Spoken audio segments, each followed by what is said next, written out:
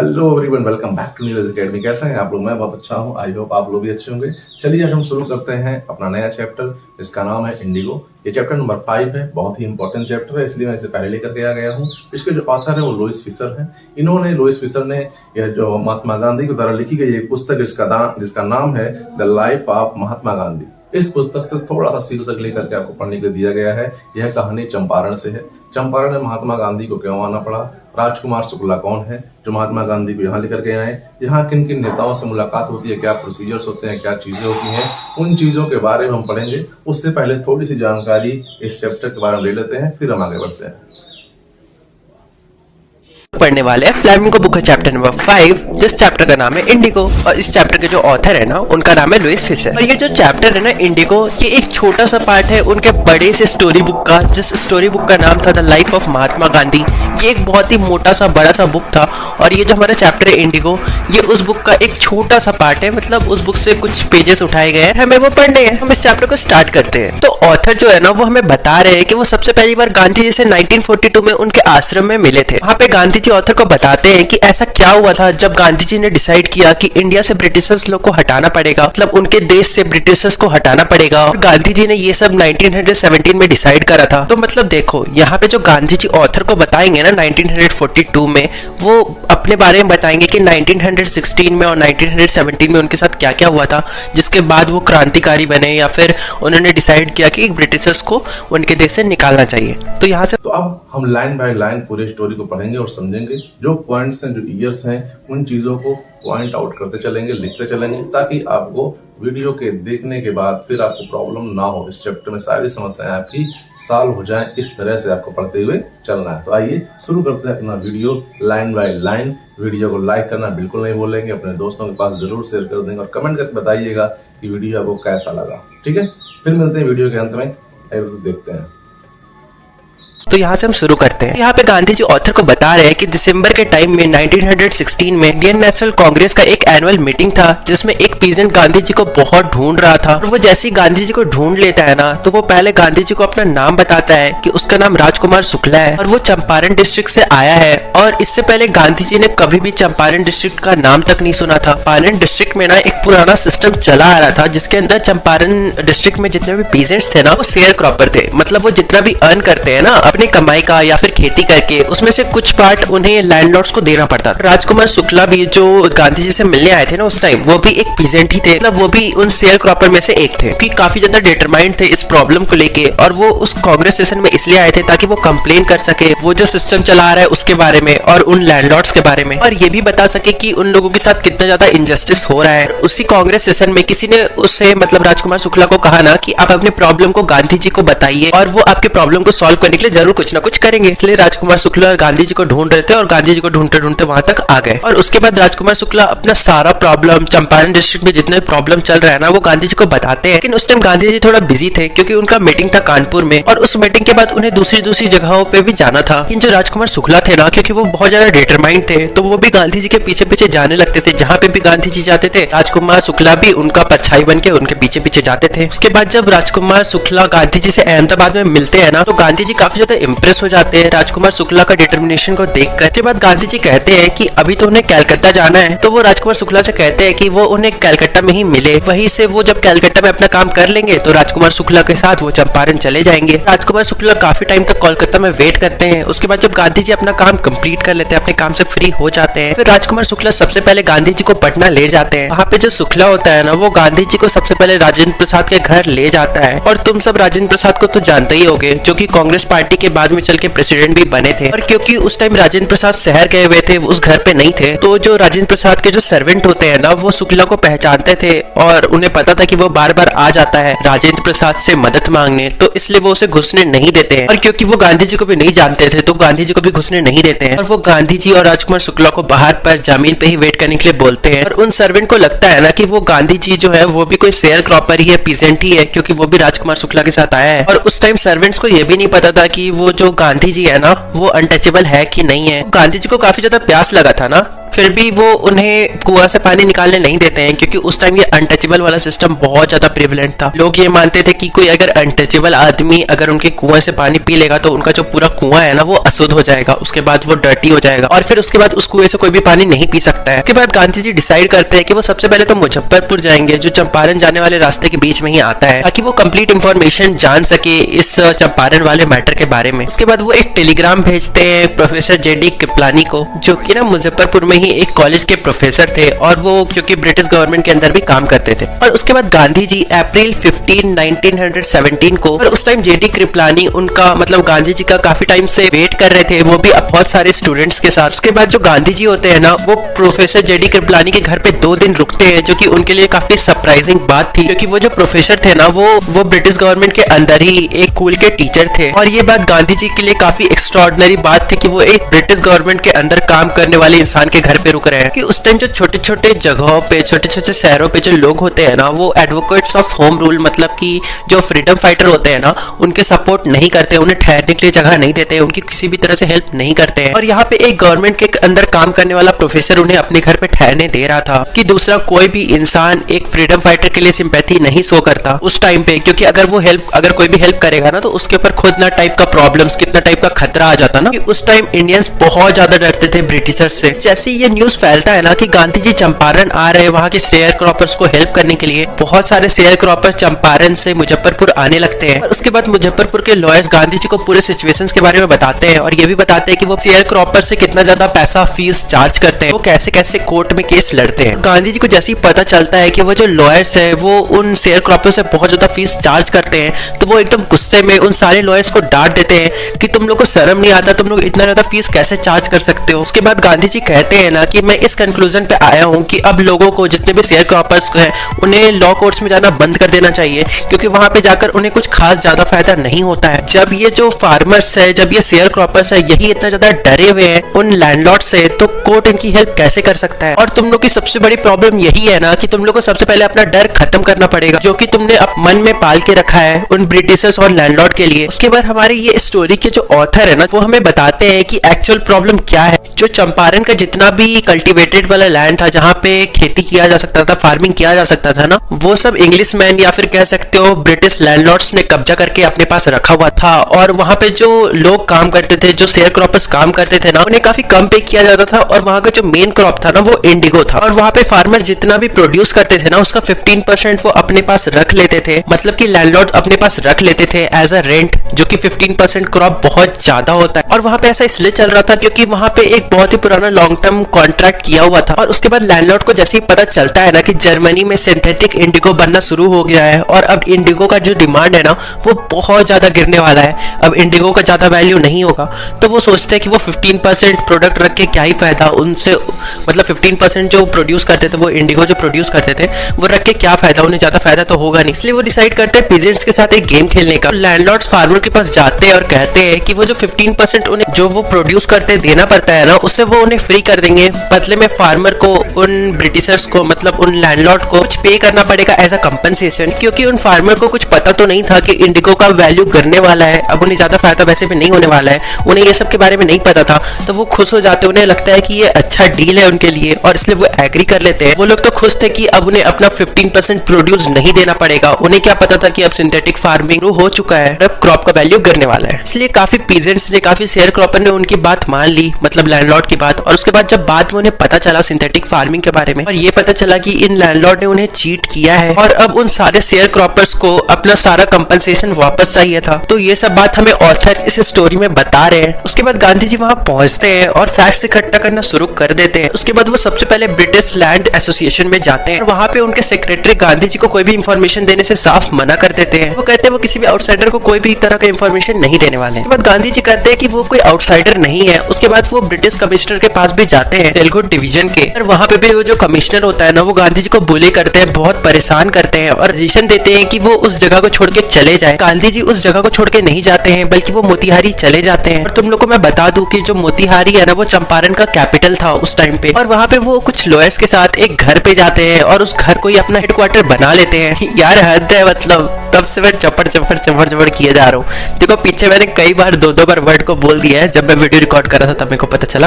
तो मैं उस टाइम थोड़ा बहुत कट वट कर दूंगा, तो तुम्हें पीछे हल्का हल्का कहीं कहीं लग रहा होगा कि कट किया हुआ है, बट ऐसा कुछ नहीं है, मतलब सही है, मैंने जो कुछ बोला लाइन से बोला है। तो जहाँ पे मैंने 2 वर्ड बोल दिया तो वहाँ पे मैं थोड़ा सा बहुत कट कर दिया हूँ बस। तो जो लोग यहाँ तक देख रहे हैं वीडियो को लाइक कर देना, चैनल को सब्सक्राइब कर देना। चलो फिर से कंटिन्यू करते हैं। उसके बाद गांधी जी और कुछ लॉयर्स मिलकर जो एक घर को अपना हेडक्वार्टर बना लेते हैं ना, उस घर से ही वो फर्दर इन्वेस्टिगेशन करना शुरू कर देते हैं। उसके बाद वहाँ पे पास ही के विलेज से एक इंफॉर्मेशन आती है कि एक पीजेंट को बहुत ही बुरी तरह से टॉर्चर किया गया है। गांधी जी उस पीजेंट को देखने उस विलेज में जाने लगते हैं, तो रास्ते में ही पुलिस सुपरिटेंडेंट का एक मैसेंजर गांधी जी को ऑर्डर देता है कि वो आगे ना जाए और वो अपने शहर वापस लौट जाए। तो उस वक्त गांधी जी उस सुपरिटेंडेंट का जो मैसेंजर होता है उसका बात मान लेते हैं और मोतिहारी वापस चले जाते हैं। इस मैसेंजर के साथ ही में मोतिहारी में वो जो मैसेंजर होता है ना, वो गांधी जी को एक नोटिस देता है जिसमें लिखा हुआ था कि उन्हें जल्दी से जल्दी चंपारण छोड़ के जाना पड़ेगा, वरना उन पे ऑफिशियल कार्रवाई भी की जा सकती है। तो गांधी जी एक रिसिप्ट पे साइन करके लिखते हैं कि वो इस ऑर्डर को तोड़ने वाले हैं। इसके कारण गांधी जी को अगले दिन कोर्ट पे बुलाया जाता है, इसलिए वो पूरी रात जागते हैं और सो नहीं पाते हैं। और वो एक टेलीग्राम भेजते हैं राजेंद्र प्रसाद को, कहते हैं कि वो जल्दी से चंपारण आ जाए अपने कुछ इन्फ्लुएंसर फ्रेंड्स के साथ। इन्फ्लुएंसर समझते हो ना, यूट्यूब इन्फ्लुएंसर। मैं भी हूँ,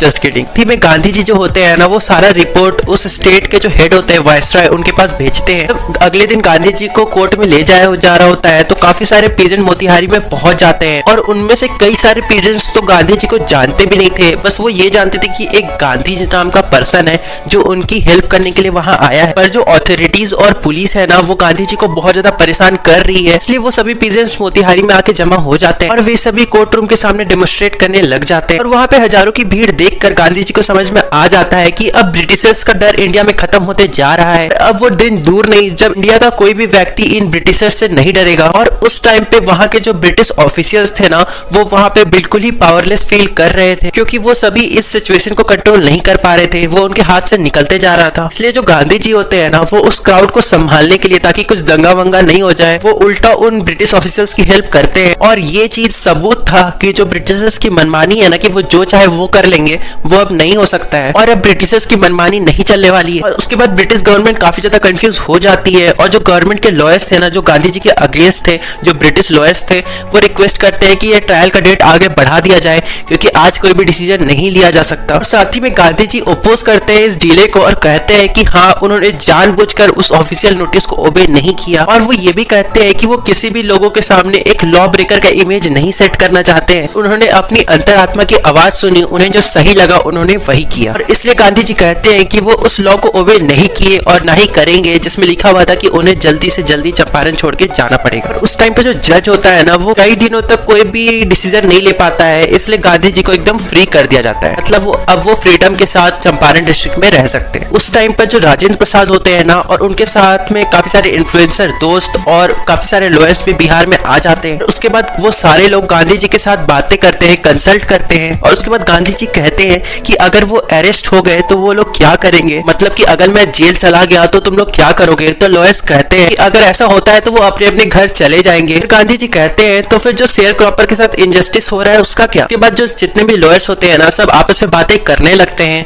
उसके बाद राजेंद्र प्रसाद कहते हैं कि जब एक गांधी जी जो कि एक स्ट्रेंजर है इस जगह के लिए, वो हम सब के लिए, वो इन शेयर क्रॉपर्स के लिए इतना कुछ कर सकते हैं, तब हम लोग क्यों नहीं कर सकते। हम लोग तो इस शहर के आसपास ही रहते हैं और हमारा तो इस एरिया में आना जाना है। और गांधी जी तो पहली बार चंपारण में आ रहे हैं, फिर भी वो इतना हेल्प करना चाहते हैं। जब गांधी जी इन पीजेंट्स के लिए जेल तक जा सकते हैं, तो हम लोग इनका सपोर्ट तक नहीं कर सकते। और हम तो ये कहते भी है कि हम इन पीजेंट्स की हेल्प करते हैं, तो हम लोग ऐसे घर कैसे जा सकते हैं जब गांधी जी को ये लोग जेल ले जाएंगे। तब के बाद राजेंद्र प्रसाद गांधी जी के पास जाते हैं और कहते हैं कि अगर गांधी जी को जेल होती है तो वो भी उनके पीछे पीछे जेल में जाने के लिए तैयार है। उसके बाद गांधी जी कहते हैं the battle of Champaran is won, अब सभी मिलकर उन ब्रिटिशर्स को अपोज करने के लिए तैयार है बिना किसी डर के, क्योंकि अब पीजेंट्स के मन में भी उन ब्रिटिश ऑफिसर्स का डर खत्म हो गया था। और जो लॉयर्स थे ना, वो भी पीजेंट्स की हेल्प करने के लिए तैयार थे, वो भी पूरी जी जान से गांधी जी के वजह से, वो भी बिना बड़ी बड़ी फीस चार्ज किए। और उसके कुछ टाइम बाद गांधी जी के पास लेफ्टिनेंट गवर्नर का मैसेज आता है, मतलब कि नोटिस आता है, जिसमें लिखा हुआ था कि जो गांधी जी के ऊपर जो केस चल रहा था अब वो वापस लिया जा चुका है। इसके बाद जो हमारे स्टोरी के जो ऑथर है ना, ये सब जो लिख रहे हैं, वो कहते हैं कि इंडिया में पहली बार सिविल डिसोबीडियंस मूवमेंट की जीत हुई है, क्योंकि पहली बार इन्होंने, मतलब गांधी जी ने और इनके क्रांतिकारियों ने और पीजेंट्स ने इन ब्रिटिश ऑफिसर्स का बात नहीं माना, फिर भी उन ब्रिटिशर्स को गांधी जी के सामने और इन सभी लोग के सामने झुकना। उसके बाद गांधी जी और बाकी बहुत सारे लॉयर्स मिलकर बड़ी बड़ी इंक्वायरी करते हैं और पता लगाते हैं इन पीजेंट्स के प्रॉब्लम को लेकर, काफी सारी सबूत इकट्ठा करते हैं लैंडलॉर्ड्स के अगेंस्ट। और ये सब बात होने के बाद जो लैंडलॉर्ड्स होते हैं ना वो काफी ज्यादा डर जाते हैं इन इन्वेस्टिगेशन के वजह से, और वो इसे अपोज भी करते हैं ताकि इन्वेस्टिगेशन ना हो। जो लैंडलॉर्ड्स होते हैं ना वो भी प्रोटेस्ट चालू कर देते हैं इस इन्वेस्टिगेशन के अगेंस्ट में। और इसके बाद Gandhi ji sir Edward gate जो कि लेफ्टिनेंट कमांडर होते हैं उनसे मिलते हैं जून में, मतलब कि जून 1917 में, जहां पे गांधी जी का लेफ्टिनेंट कमिश्नर के साथ 4 बड़े-बड़े इंटरव्यूज होते हैं। और उसके बाद एक ऑफिशियल कमीशन बनाई जाती है जो कि इन इंडिगो शेयरक्रॉपर के साथ मिलकर काफी सारे इन्वेस्टिगेशंस करेंगे, मतलब कि पूछताछ करेंगे। और इस कमीशन में गांधी जी एक अकेले रिप्रेजेंटेटिव थे इन फार्मर के साइड से। और उसके बाद इन कमीशंस ने काफी सारे पूछताछ किए गए और उसके बाद बहुत सारा काला चिट्ठा निकला। मतलब लैंडलॉर्ड ने जितने भी गलत काम किए थे ना, जितना भी उल्लू बनाया था इन पीजेंट्स को, सारा पर्दा फाश हो चुका था। और अब लैंडलॉर्ड भी एक्सेप्ट करना शुरू कर दिए थे कि हाँ उन्होंने चीट करा है पीजेंट्स को, उन शेयर क्रॉपर्स को, कि अब लैंडलॉर्ड के खिलाफ काफी बड़े बड़े सबूत इकट्ठा हो चुके थे, अब उनके पास कोई और ऑप्शन नहीं था। उसके बाद लैंडलॉर्ड ये एक्सेप्ट कर लेते हैं कि हाँ अब वो पीजेंट्स को रिफंड कर देंगे। लैंडलॉर्ड को लगता है कि गांधी जी फुल रिपेमेंट की बात करेंगे, लेकिन गांधी जी जो होते हैं ना वो बस 50% रिपेमेंट की बात करते हैं। पर उसके बाद जो लैंडलॉर्ड होते हैं ना वो कहते हैं कि वो बस 25% अमाउंट ही रिपे करेंगे। पर फिर भी गांधी जी इस बात को एक्सेप्ट कर लेते हैं कि हाँ भाई तुम लोग 25% ही रिपे कर दो, लेकिन कर दो। उसके बाद गांधी जी एक्सप्लेन करते हैं कि ये इंपॉर्टेंट नहीं है कि वो लैंडलॉर्ड कितना ज्यादा हमें रिपे कर रहे हैं, ये ज्यादा इंपॉर्टेंट है कि वो उन कुछ मनी के साथ साथ अपने प्रेस्टीज को, मतलब कि अपनी इज्जत, अपनी रिस्पेक्ट को भी गवा दे रहे हैं, हमें लौटा दे रहे हैं। मतलब पहले तो लैंडलॉर्ड ये सोचते थे ना कि वो कुछ भी करेंगे, कोई उनके अगेंस्ट बोलने के लिए नहीं आएगा, वो कुछ भी कर सकते हैं, वो यहाँ के भगवान है। बट अब उन्हें रियलाइज हो चुका है कि ऐसा नहीं है, और अब फार्मर्स ने भी अपने राइट्स को जान चुका है। अब लैंडलॉर्ड्स का नंगा नाच नहीं चलने वाला है, और अब फार्मर्स भी अपने राइट्स के लिए भी कभी भी खड़े हो सकते हैं जब उन्हें प्रॉब्लम्स आएगी। और इस इंसिडेंट के कुछ साल बाद वो जो ब्रिटिशर्स, लैंडलॉर्ड्स और प्लांटर्स थे ना, उन्होंने उस जगह को भी छोड़ दिया, और चंपारण की जो पूरी जमीन थी ना वो वापस से उन फार्मर्स को दे दी जा चुकी थी। उसके बाद हमें ऑथर बताते हैं ना कि वो जो गांधी जी थे ना वो बड़े बड़े पॉलिटिकल या सोशल प्रॉब्लम्स के बारे में बात नहीं करते थे कि मैं ये कर दूंगा, मैं वो कर दूंगा, बट इसकी जगह पे वो छोटी छोटी प्रॉब्लम्स को ऑब्जर्व करते थे, बैकवर्डनेस को ऑब्जर्व करते थे। जैसे कि चंपारण डिस्ट्रिक्ट में चल रहा था तो उन्होंने उस चीज को चेंज करा, और ऐसे ही वो इंडिया में हर जगह पे चेंज करना चाहते थे। साथ ही में गांधी जी जो होते हैं ना वो काफी सारे वॉलंटियर्स को बुलाते हैं चंपारण में, ताकि वो चंपारण की कंडीशंस को और सुधार सके। साथ ही में गांधी जी की जो पत्नी थी ना कस्तूरबा बाई, उनका छोटा बेटा भी आता है गांधी जी की मदद कर। और उसके बाद अलग अलग विलेजेस में 6 प्राइमरी स्कूल खोले जाते हैं, और साथ ही में बच्चों को पर्सनल क्लीनिनेस और सैनिटेशन के बारे में बताया जाता है। मतलब उस टाइम भी लोग बहुत सारे खुले में हकते थे, अभी भी हकते हैं, तो क्या ही कर सकते हैं उनका, रियल में भी और यूट्यूब में भी।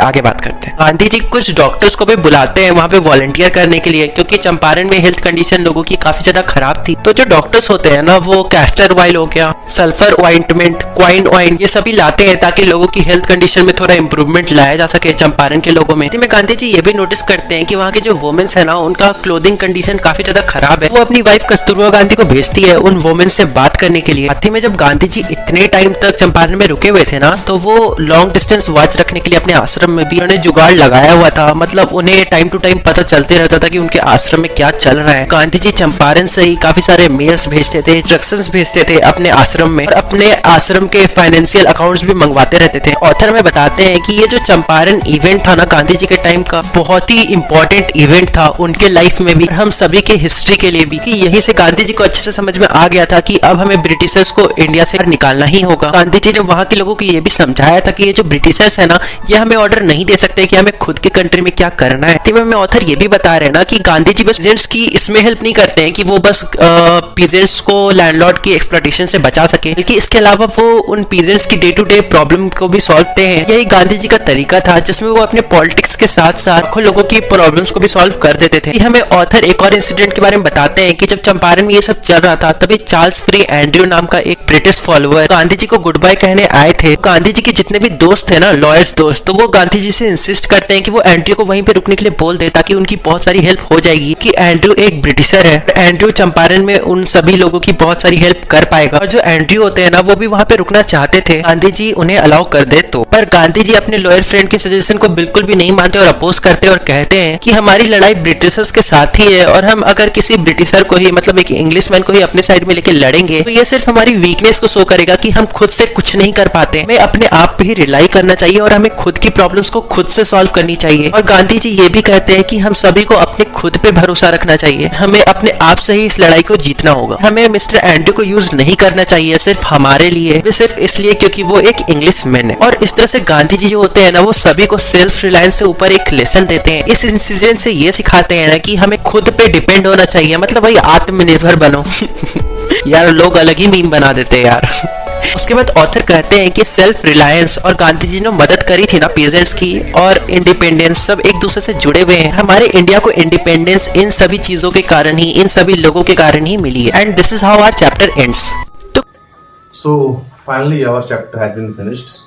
आई होप वीडियो आपको अच्छा लगा होगा, कमेंट में जरूर बताइएगा। ठीक है, लाइक करना बिल्कुल भी नहीं भूलिएगा, दोस्तों से शेयर जरूर कर दीजिएगा। फिर मिलते हैं नेक्स्ट वीडियो में, तब तक जय हिंद।